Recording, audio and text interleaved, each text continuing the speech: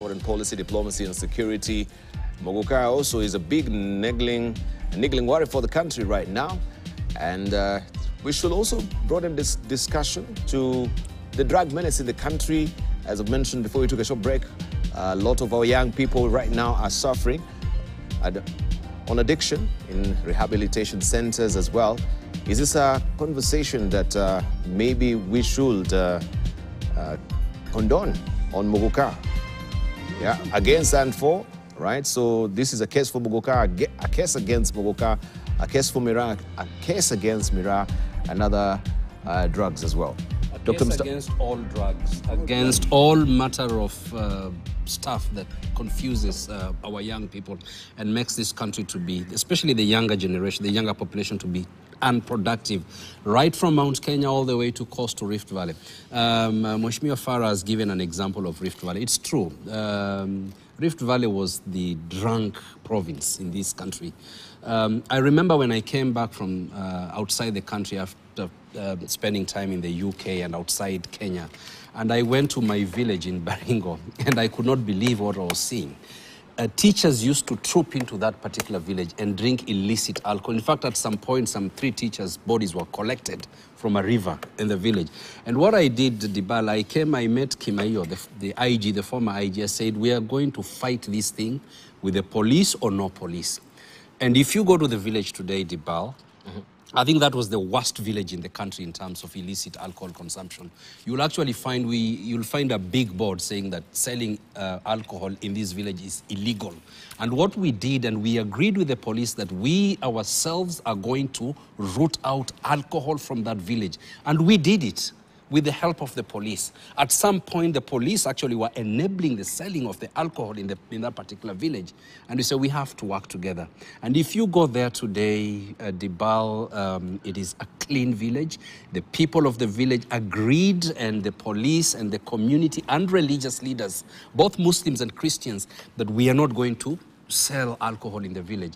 Kijabe here, you know, if you go to Kijabe, I don't know if people are selling alcohol or cigarettes under the table, but it's one of the cleanest towns in the country. And it's possible because faith leaders are actually working with their communities to get rid of alcohol and drugs. And so let us not only look at Muguka. Muguka is a menace now because it is tolerated. Some people are putting it as a cash crop. It's not a cash crop. Yeah, it's making them earn illegal money or immoral money. But we should get rid of this plant, and we should be classified as an illegal plant. And together, the fight should be together with what the deputy president is doing in this country, trying to rid the mountain, the towns, the cities, everywhere in the country of illicit alcohol and drugs. So I think, just to pick up from where Mustafa has left, we really need to have a honest national debate on drugs and substance abuse, Dibal. Muguka has just helped to bring this to the national limelight, if you ask me. So let's seize this opportunity as a nation and talk about all the illicit, drinks, drugs that have been affecting our nation, our people, our children, from alcohol, the drugs themselves, this thing we call shisha and many others. We need to have, there's something now young men sniffing, which comes in form of pilopens and all that. Let's have that conversation openly. The vaping. Yes, so that we dispassionately actually pass resolutions that are beneficial, not just to a community, not just to individuals, but to the nation. And number 2, this says something about, our morals as a country. And I'll call out our different religions, our different religious traditions. We all talk about something about against these drugs. It seems we have been doing a lot of lip service, as a Seventh-day Adventist, You know, we encourage people not to drink, not to indulge in anything. But it looks like we have not been succeeding the way we are supposed to. I guess in the Islamic faith also, it's very strong about not indulging some of these practices. So the question will be, what has then gone wrong to help in the rampant spread of the consumption of some of these dangerous drugs that we are now talking about?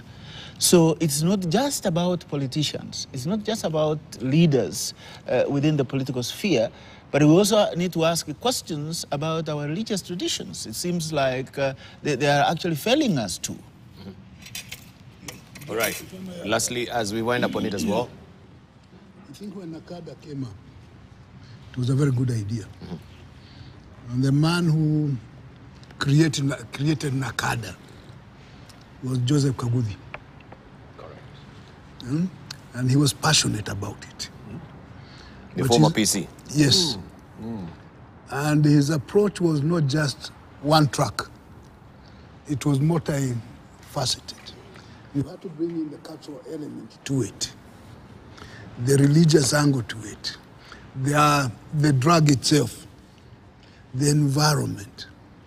And it was, the approach was civic education thing. Not just talking about, but civic education all over. And the effect could be seen. I think Kaguthi created Nakada before it became formalized. Now, we may need to borrow a few things. Maybe you need to ask Kaguthi what was in his mind in doing so. Because if you ignore the cultural element, you'll just be talking. Now, for the Muguka people and the Miraa, it's a cultural issue now, apart from economic. It's a cultural issue. And for the consumers, it's also become a cultural issue. So how to tackle that so that they can see the sense? Now, the drug dealers, and they are very powerful. Whether they are dealing in muguka, cocaine, marijuana, or cigarettes, or alcohol, illicit, they are very powerful people. And they get away with it all the time. How do we tackle these drug dealers who make it their business to ensure that you are so addicted and you can never get out? Our religious organizations are compromised in very serious ways. And in fact, each of the major denominations in Christianity has a problem because of the split in there. Kenneth can talk about the split in SDA. But they are there. And some of the split, if you check them properly, is connected with some of these addictions. Some of them. The dealers target bright people. You are just telling us about a friend of yours, eh? Straight A student. And these are the ones being targeted so that they are messed up. And then this community ends up being messed up once you target the bright ones. Then you can have a community of zombies to control. So it needs to be tackled in a serious, multifaceted way, not just one way. And discussions like this ones, which should be extended somewhere else, are necessary because we have catastrophe in the making. Indeed. We need to have a national dialogue, but it begins also with the legislators. Farah Maalim, since you are at it, you're first out of the gate to make sure that you are seeking the ban of Miraa during your tenure there, going back as the National Assembly. Don't you think maybe you need to come up with this particular debate again? Yeah. We'll come up with it. But why do we need to come with a debate on whether cocaine should be legal or illegal? Just continue. Mustafa, do we need a parliamentary debate to determine whether cocaine is legal or illegal? It's a drug. It's a global thing. So this is not a political issue. This is a medical issue. This is it's something that essentially is recognized the world over. Toxicology, all those things. Why do we have to have a conversation around it when it's a drug? Do we have to have a situation in this country where we can say all drugs are legal? And those ones that basically can be determined through consensus or through conversation, those ones we can decide now and then decide the conversation is powerful so we can make them illegal. The legality or illegality of any drug is based on the chemical formula of that drug. The chemical formula of muguka and mirai is that they are toxic drugs. Shisha, the same thing. Cocaine, marijuana, bang. There should be no exception. Let's follow the law. You see what I mean? Let's follow the law. You're talking of very brilliant boys and girls who have been destroyed by these things. I sent a young man out of the country myself in 2017. The young man was a straight A student, ex-Terehe boys, University of Nairobi doing engineering, applied to Stanford and Harvard, and got 100% scholarship. Even his ticket was sent. All he needed was some little bit of money for winter clothing because it takes a bit of time between the time when you get your stipends and the rest of it and the time when you report. And I facilitated that minimal thing. The fellow was supposed to be the top student of his class. But somehow, some people introduced him into drugs. And he came back in a vegetative condition. Finished. A genius, destroyed just like that. Influenced by some of his friends there. Rural boy, gets a very good grade in his own rural school there, which is outside Garissa, comes to Terehe boys, makes it to the University of Nairobi, and then the next thing you know is that he's in Harvard on a full scholarship and with a good stipend. And easy, slippery, sloppy, slippery, and basically gets into these things. And he comes back in a form. I was wondering, I was actually regretting why I sent him in the first place. Maybe we should not have sent him because he was doing very well here. But we sent him because we knew this guy was going to come back with a Harvard degree, go for masters, become one of the top people in the, literally the genius from Kenya. But that's how we ended up. And then many, many young men and women, including the one you're telling me who got his drinks spiked. Spiked by his friends. And now he's destroyed completely. Straight A student. So we must protect our... Right now, I'm told there are people who are selling candies that are laced with... In schools as well. In yes, schools, as young as standard 1, standard 2 children are being... So they're creating the habit so that they can have a market for their... Be shot. They should be killed. Those ones we should have a death penalty for that. In Hong Kong, Singapore... But Farah, the problem is, you're saying they should shoot. Who's going to do the shooting? The law. Yeah, the law. If the people in charge of the law... are involved in the business. Yeah. Having a discussion over muguka. We need a consultation. We can't believe where we are. Actually, we should sit down as a nation, discuss about muguka. What Mheshimiwa is saying is just the tip of the iceberg. I'll tell you for free, and whoever is listening to us this morning, for the last 2 decades, I've not done anything in my life other than dealing with young people in our universities and our colleges. Yes. And I've had a glimpse into this because I've worked in our hospitality school where we train some of the very best personnel for the hospitality industry in this country at the Kenya Hotel College. And I'm now working in the University of Nairobi. I've interacted with young people. The problem is bigger than we are describing it. Yeah. The problem is bigger than we think and appreciate as a nation.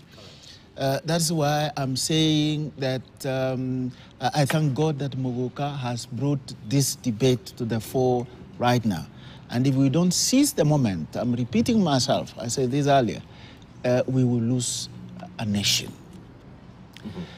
You see, what we are not appreciating is that the men and women involved in the business of drugs are not the simple Kenneth Mbongis, the simple Mustafas and Professor Macharias and Faras of this world, are people who have obscene amounts of money, influence, and they can control things. You talk about the law. You know what happens in the corridors of Parliament, Mr. Miwa. I've never been to Parliament. When money is around, you know the way people vote there. So I think this is a challenge that we need to begin tackling much more seriously than we have done, because billions of dollars are actually involved, and people will pay their way. If you take it to Parliament, they will pay their way, and we will have a law that will not be helping us. So what we need is to resolve as a nation, as a people, each and every one of us. And as we are here, I'm sure there is somebody who knows a child of somebody, a relative, a child of a close friend, who is a zombie as we speak, cannot move, cannot reason. Is that direction? We all know, not one, not two, not 10. You know that? We know, yes. So then we need to face it.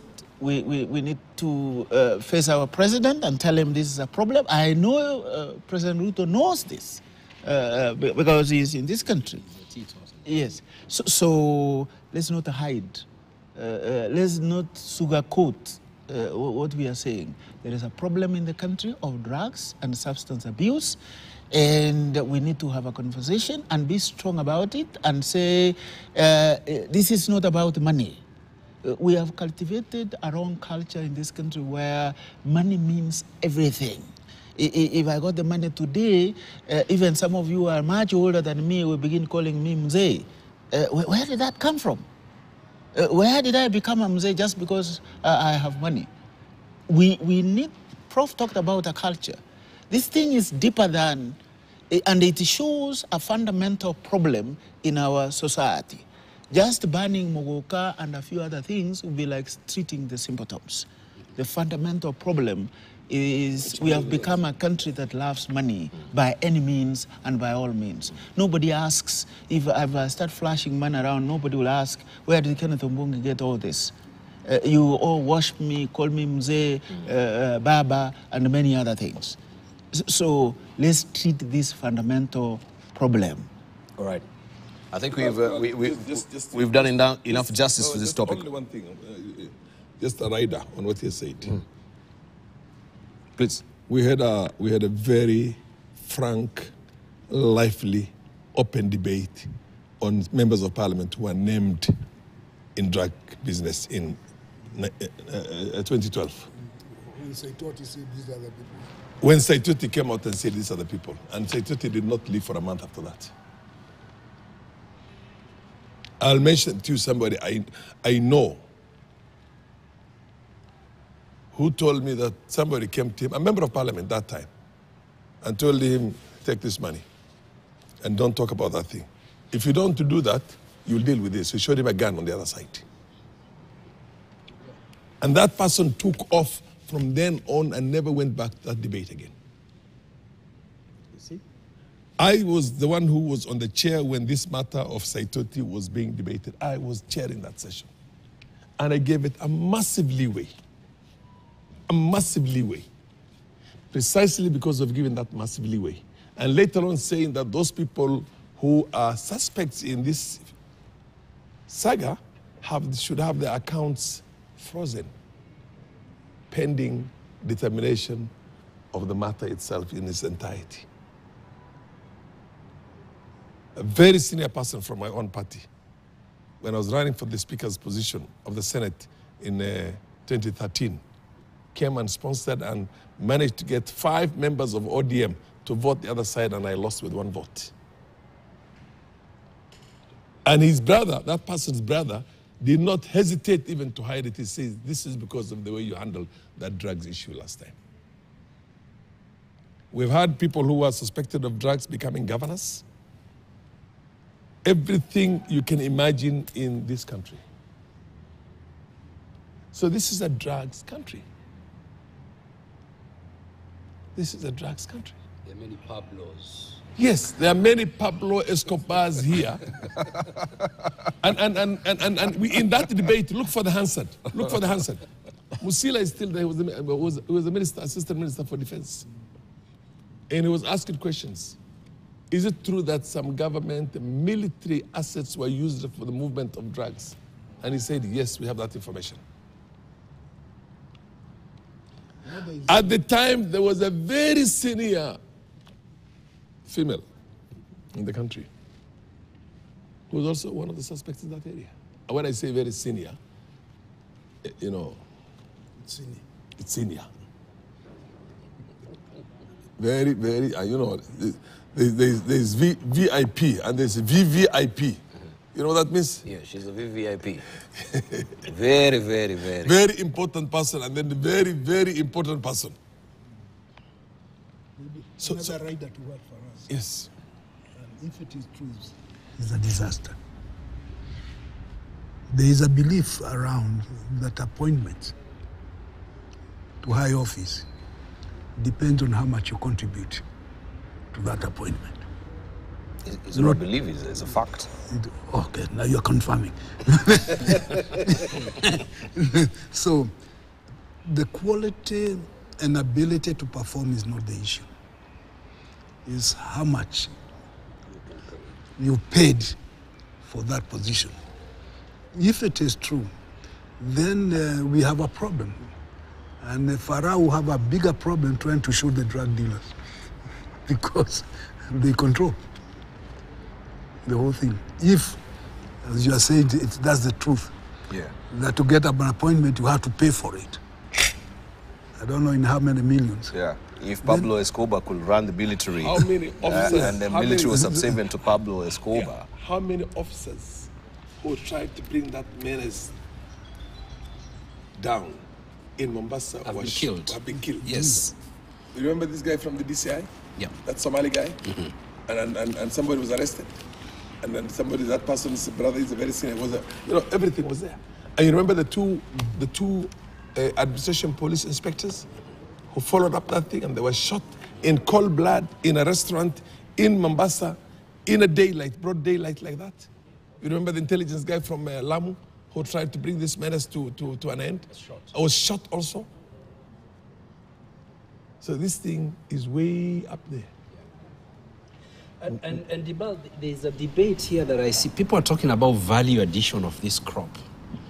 That is the wrong place to go, actually. Value addition means, and here's the difference between Miraa and Mogoka. Miraa has caffeine, illegal substance. That is what makes people high. Mogoka has cathinone, which is worse than caffeine. So when we are talking about value addition of Miraa, it means we are extracting caffeine as a drug, now giving it to people like cocaine. And when we are doing value addition to Mogoka, we are extracting cathinone to give it to people. Now that's like heroin and, you know, whatever. And this is what this whole debate about value addition means. I think the system, the government needs to be educated on this scientific, toxic Farah Malim is talking about, so that they understand when we are talking about value addition. It's not for Mithika Linturi to come and talk about a cash crop that we are going to do value addition. No, this is toxic. It's sumu. It's what is going to take this. It's actually in countries that control Miraa and Mogoka, they prefer it where it's illegal. They don't jail people for having in the Middle East. And even Europe, they prefer people to eat the leaves, but the value addition is now what is illegal. The caffeine and cathinone is what is illegal, and it is an offense to actually have those drugs. So then, Dibal, what is coming out from what colleagues are saying around the table is what I said earlier. Just trying to deal with Mogoka only is like treating cancer using Panadol, a painkiller, or aspirin. Let's talk about the fundamentals you've heard here that professionals who have demonstrated the wherewithal to deal with this problem, they don't live to see tomorrow. We know that even now we have very capable people working with Nakada. In fact, the CEO, Dr. Kenneth Muteti, is a very good friend of mine. I know what he is capable of doing. But then, do they have an environment conducive enough to enable them deal with the problem we have? What I'm hearing around the table is no. That is what we need to deal with. Fantastic. Right, let's rest the issue right now and gravitate to other matters, right? Where we know that Kenya Police Advance Team leaves Haiti as the international mission is delayed. We have an advance team of Kenyan police officials who were assessing preparedness before a multinational force is deployed to quell violence in Haiti, and is heading back home after the planned deployment was delayed over logistical issues. The team is due to arrive back from Haiti on Monday after recommending a deployment delay that was later announced by the president. A senior Kenyan official who declined to be named, as they're not the official spokesperson, said the bases are still under construction and crucial resources, including vehicles, are needed before the deployment of the first 200 police officers from Kenya who can take place, or it can take place. The deployment was due to start last week, but President William Ruto said it will be delayed for 3 weeks. The base where the police will operate from is about 70% done, and there is need for secure stores for the armory, according to the senior officials, or the official who was in the advance team. The officials arrived in Haiti on Tuesday, met the Haitian police on Thursday, and the Transitional Presidential Council on Friday. Right, let's just discuss this because also this is on the front page of Daily Nation today. Inside Haiti Police Mission Command, unfortunately you don't have the copies yet, but you can follow the publication also. I'll just be putting up is there on air. Security officers aged below 40 years will be among the 1,000 police to be deployed. And we have Deputy Inspector General of Police Noor Gabo is being considered to head the Kenya Police keeping mission, the Kenyan peacekeeping mission to Haiti. This is what nation has established from either of the three. Okay, he will be assisted by a commander picked from either of the three elites units, that is the Rapid Deployment Unit, Anti-Stock Theft Unit, or General Service Unit, who will also lead the Kenyan boots on the ground in the war-torn Caribbean nation. On page 4 is where the story continues inside the Daily Nation this morning. Let's just begin from there. It has been a big issue, especially with the stature of William Ruto. I think that was raised, and we saw other news channels picking that particular issue and navel-gazing on the issue of Haiti. We saw also protest from Haitians in America protesting in front of the Kenyan embassy there. And right now, this is the latest development. It seems everything is all sewn up for success, as it is for these troops, aside from these preparations not being shaken into place yet. But what is the implication now that also we've been designated a non-ally of NATO, joining other nations like India, Brazil, and the rest as well? Could we just begin there? What is the implication? Let's begin with Professor Mashamunene. It's an interesting development. Maybe it's the start of the end. Maybe. Many of us have said that the mission is ill-advised right from the beginning. The United States was supposed to prepare the ground in Port-au-Prince. Yes. Where these people, they are the ones who are clearing the ground there, the camp where they're going to be staying, and they have not done it. It's not done yet. Yes. That's why they're saying we are not ready. The logistical support is not there yet. And there are even doubts whether the logistical support here is there. Because they have had some problems. They're paying up a few bills here and there related to that. The mission is problematic. The people who are going to go there, I think they are well-meaning, they are good Kenyans who want to serve because that's their job. So the problem is not the people who are going. The problem is the decision that was made to send them there. Now, there was that story about Kenya training the Haitians here. Said about 2,000 of them are supposed to come here for training. I think it's a good start that way. Bring them, and more than even 10,000, bring them, and we train them in a various way, hoping they don't also pick some of our bad habits. But they go back and do. This is a good move to start with training those people, and then go there and help to implement the training. That's a good start. It might be delayed more and more and more. Now, when President Ruto was in Washington, and President Biden was all over praising Ruto, he said a few things. That most of the countries in the world refused his request. Yeah? And he went around until he found Ruto, who was agreeable. And that's why he was thanking him. The state visit was a thank you for agreeing to that. And he said that Ruto had not only agreed on the Haiti thing, he was also supportive of Biden's adventure in Ukraine. So the state visit was a thank you treat for agreeing to something that other countries refuse. Canada, which is in the Western Hemisphere, was asked, and they said, no way. Canada has an official policy position that it will try to promote peace and defense and security in the Western Hemisphere. That's the official. Yet this one they don't want, and it's in the Western Hemisphere. And it's not only Brazil, of course, and others. And the US itself does not want to be part of that. Yet, it's going to pay for somebody to go there. Now, for Ruto to have agreed, we don't know what persuasion was came along. But I think Meg Whitman did a lot of work because she arranged for the state visit.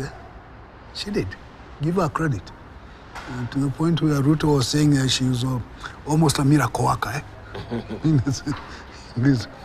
So the whole Haiti mission is a bad start. And the hope is that our young people will not go there and come back in body bags.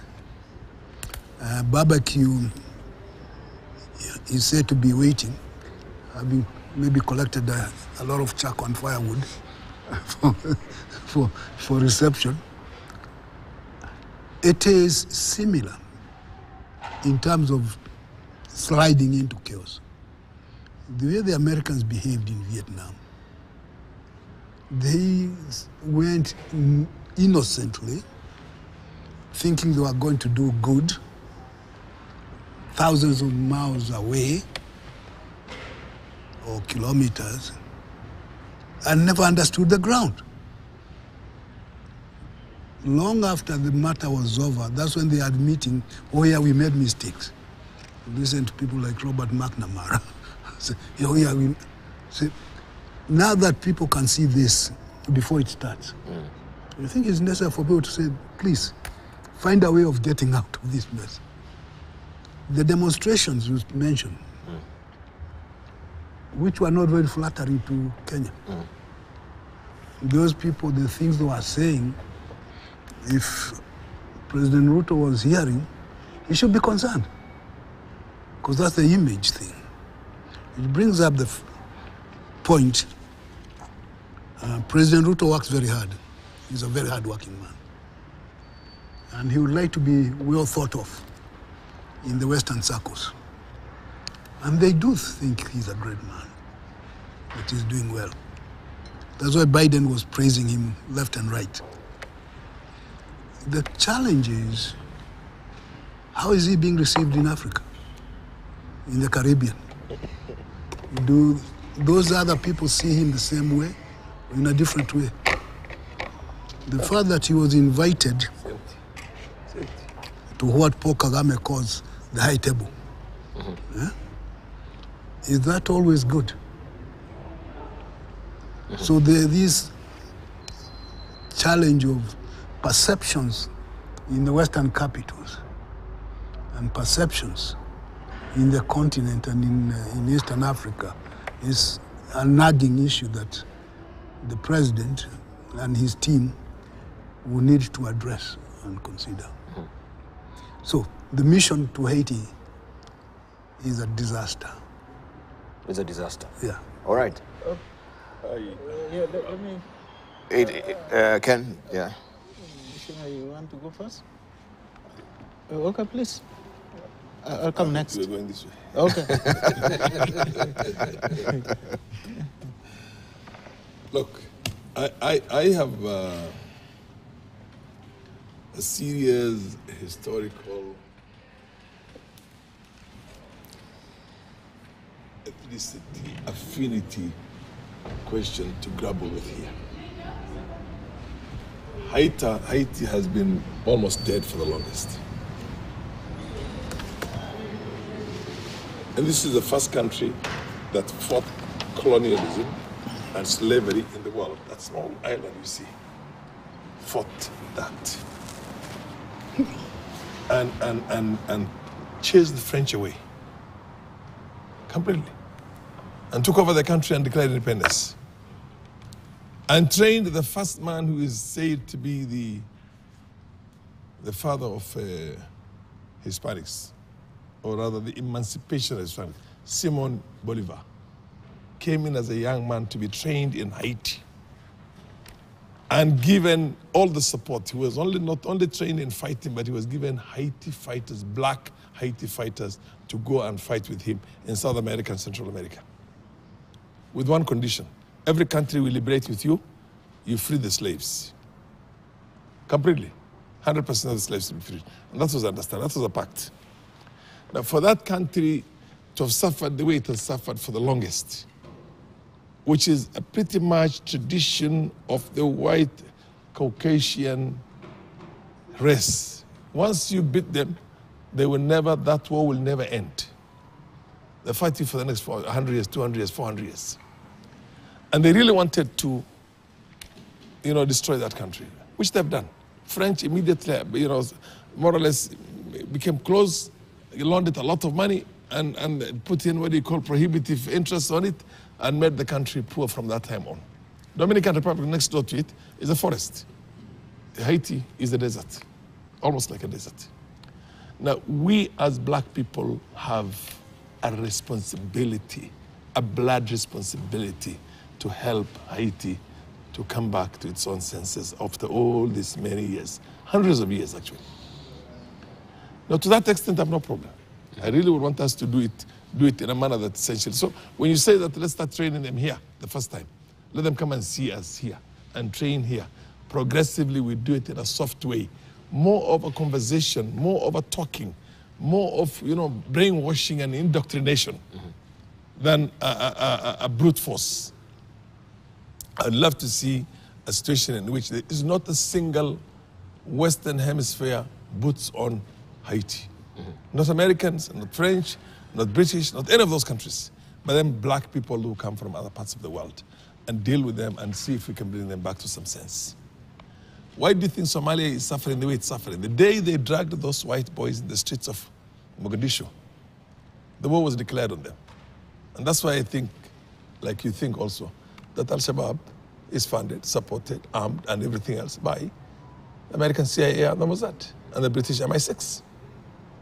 You know that. I'm sure you've done that. All of them. I have been told information that will shock you.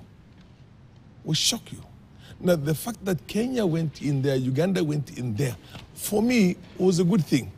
The only thing is that we're not doing anything. We're sitting tight there and allowing the country to stay the way it is. So are we now becoming a tool of the West in the manner in which we are trying to pacify or liberate, Somalia from the clutches of those terrorists?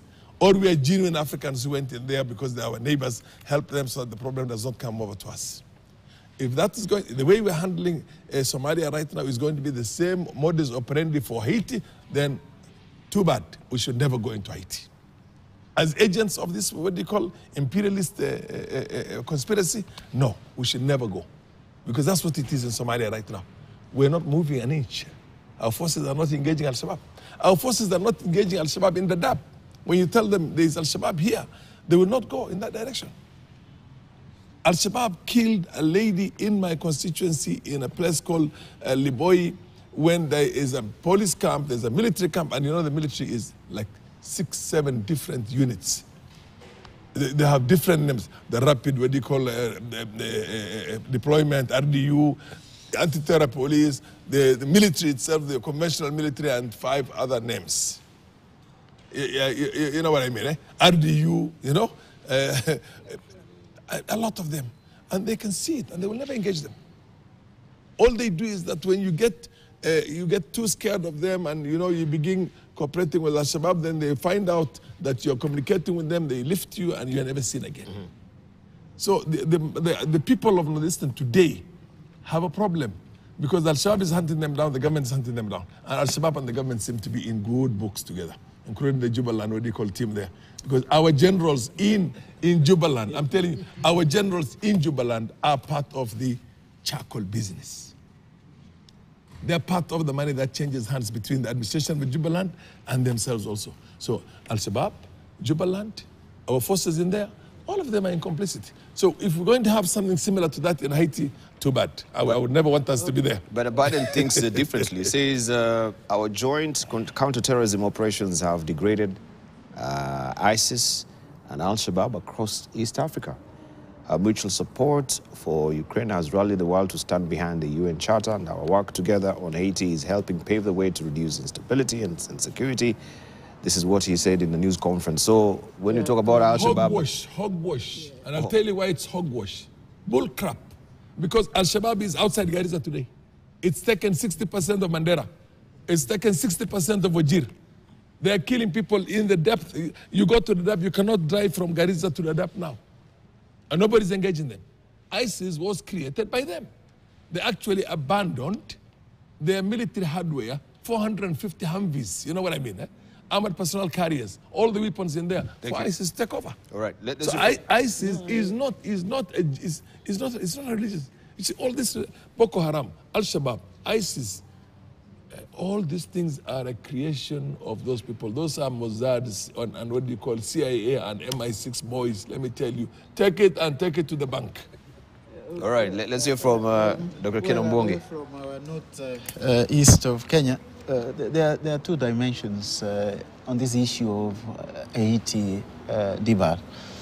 The first dimension, give it to President Ruto.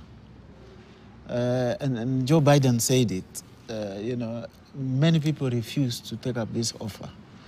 It takes courage and their devil approach to do what our president did. Just give him credit for that. And you see the efforts that have transformed literally, almost literally, the American ambassador to Kenya to be Kenya's ambassador in America. I don't know whether you have seen that. Because the lady is doing for Kenya more in America than probably the Kenyan ambassador in Washington. Right now, I think more than any other African country, Kenya is on the lips of every analyst globally. I should think so. Whether you're talking about in lecture theaters of different universities, we have a conversation today by the Horn Institute in the University of Nairobi talking about Kenya and its relationship with America and all that.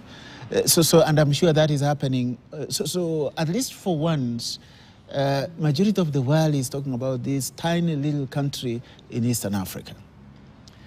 But away from that, there are very fundamental questions which we have talked about in this forum.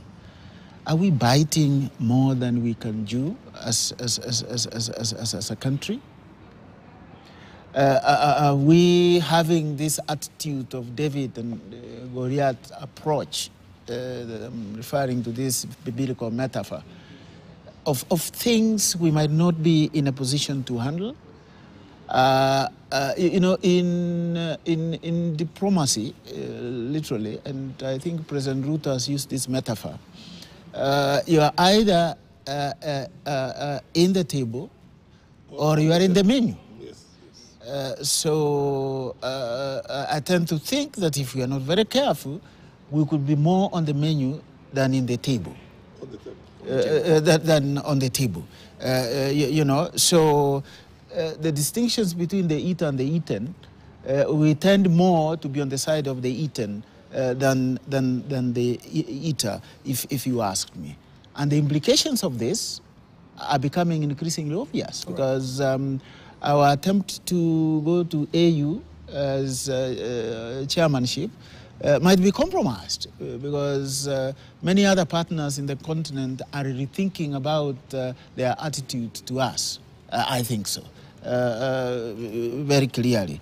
And then this will complicate also our mission to Haiti, because the President's visit to Washington clearly demonstrated to the Haitians that Kenya is going to Haiti to do America's bidding. Yeah. That is something that we need to think about. All right. We're just about to take a short break, but we also need to look keenly on the designation of a non-ally, non-NATO ally. What does it mean? This becomes the first country in sub-Saharan Africa to be designated this particular tag by the US. We want to see, what does it really mean? Does it have any binding commitment as far as strategic partnership on defense is concerned?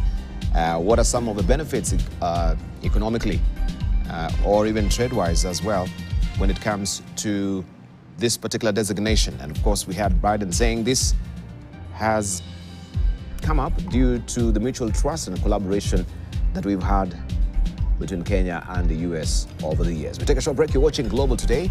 Also, when you circle back, we shall be looking at South Africa